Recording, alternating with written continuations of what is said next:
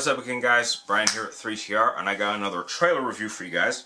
And this time I'll be giving you just my quick thoughts on the international trailer for the Wolverine, which was just released this morning. It's currently 7:30 where I am, so sorry if I look kind of messy. The trailer first starts off with a dirty-looking Wolverine kind of wandering through the mountains. He looks like he's depressed for some reason, and then you see some flashes of Jean, I believe, which gives me the hint that this takes place after X-Men Last Stand. And he goes to a bar, and he looks like he's about to get into a fight and kill a bunch of people, and this girl stops him and says, "I've been looking for you for about a year, and I want you to meet my employer." So he goes to Japan, he meets this guy, and apparently he was a POW soldier that Wolverine had saved from one of the two atomic explosions that happened in Nagasaki or Hiroshima in World War II. We're not really sure. And the guy wants to repay him, and he says, when you've lived a long time, you tend to lose your reason for living. So, you know what, I'm going to help you become mortal. And so, Wolverine, goes through these stupid little tests as like an experiment like he did in Origins. And luckily, this has nothing to do with X-Men Origins, so that's good. And an interesting thought that you see soon after is you see Wolverine get shot, and apparently he doesn't heal.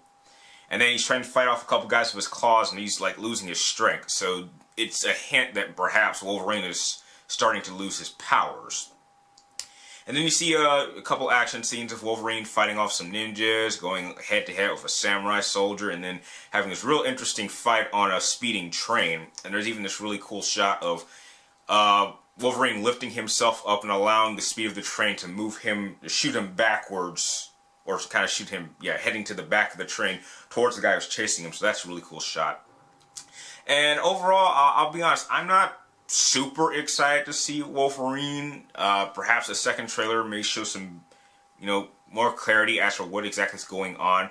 My biggest concern for this movie in general is I'm curious how this is going to tie in with the overall story arc of all the X-Men films. Because Days of Future Past is coming out next year, and I'm wondering, is this going to lead into it? Because it looks like Wolverine's left the X-Men, so he would have to come back in order to fight that battle in Days of Future Past, which is going to connect with the original cast with the newer cast from First Class.